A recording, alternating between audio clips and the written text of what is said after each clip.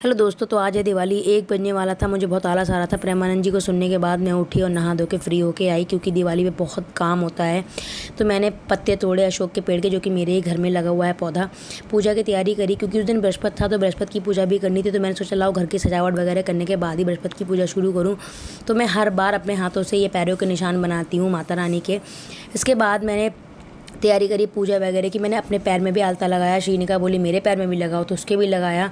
इसके बाद मैंने मंदिर सजाया। हमारी चांदी के लक्ष्मी गणेश हैं, उनको मैंने सजाया। माता रानी को इस बार कितना सुंदर सजाया, पूरा मंदिर अच्छे से तैयार करा। घर की थोड़ी सजावट करी मैंने, और इस बार मैंने ज़ीरो प्लास्टिक का यूज़ करा। मतलब मैंने प्लास्टिक की कोई फालतू चीज़ नहीं खरीदी। असली फूलों से घर सजाया। जो हमारे पुरानी लाइट वगैरह बची थी उनसे मैंने घर सजाया, और बच्चों ने आधी लाइट फूंक भी दी। तो ये मैं बना रही हूँ कुमकुम गेट पे तिलक लगाने के लिए, जिसमें मैंने कपूर, हल्दी, चंदन और केसर डाल के मैंने ये तिलक बनाया है। इसको मैं थोड़ी देर रेस्ट पे रख दूँगी। इसके बाद मैं मसाला तैयार कर रही हूँ। लहसुन प्याज उस दिन डालना नहीं है, तो टमाटर और इससे मैं बनाती हूँ मसाला। इसके बाद मैंने जो कुमकुम बनाया था वो मैं उससे स्वास्तिक बना दूँगी मेन गेट पर। देखिए स्वास्तिक मैं इस तरह ही बनाती हूँ, और पता है ये बहुत खुशबूदार था और बहुत ही सुंदर लग रहा था देखने में, और पता है काफ़ी दिन तक ये रहने वाला था। रसोई में भी मैंने बनाया आके स्वास्तिक ये। फिर मैंने मसाला वगैरह पीस के उसको भूनना शुरू कर दिया। आलू उबाल दिए कचौड़ी के लिए। इनसे मैंने बोला कि तुम नींबू मिर्च का ये बनाओ गेट पे टांगने के लिए। थोड़ा इनको भी मैंने काम दे दिया। बहुत देर बाद ये वापस आए थे। फिर मैंने मसाला 2 सब्जियों में डिवाइड करा। मेरे को बनानी थी भिंडी और गोभी, तो मैंने दोनों के जो क्या कहते हैं तड़का लगाते हैं ना, वो वाली इंग्रेडिएंट अलग रखे ताकि थोड़ा सा स्वाद चेंज हो जाए। फिर मैंने खीर चढ़ा दी, एक तरफ गोभी बना के रख दी। इसके बाद मैंने जब भिंडी छौंकी तो भिंडी में सौंफ डाल दी, गोभी में मैंने मेथी डाल दी। इसके बाद उस दिन हमें छिपकली भी दिख गई, क्योंकि उस दिन दिल्ली में बहुत कीड़े थे।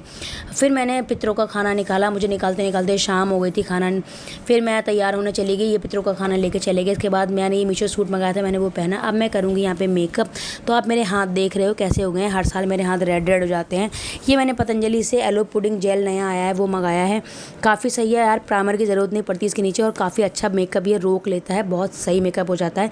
उस दिन मैंने अपना मेकअप बहुत लाइट रखा, बिल्कुल भी हैवी नहीं करा। और पता है बिल्कुल लाइट मेकअप करो ना, आजकल ट्रेंड भी वही है, अच्छा भी वही लगता है। तो जो एक्सेस मेकअप था मैंने सारा कपड़े में पोंछ दिया, और मेरा जो फेस था बिल्कुल हैवी नहीं लग रहा था। मैंने सोचा चूड़ियाँ चेंज करूँ, लेकिन चूड़ियाँ चेंज करने का मुझे समझ में नहीं आई। तो मैंने यही चूड़ी पहन ली, क्योंकि ये चूड़ी मेरी चुन्नी से मैच हो रही थी। तो ये देखिए ये मेरा फाइनल लुक। मैं कैसी लग रही हूँ मुझे ज़रूर बताना। उस दिन पता है ये सूट इतना प्यारा लग रहा था ना, सबने तारीफ़ की। फिर मैं थोड़ी देर के लिए छत पे चली गई।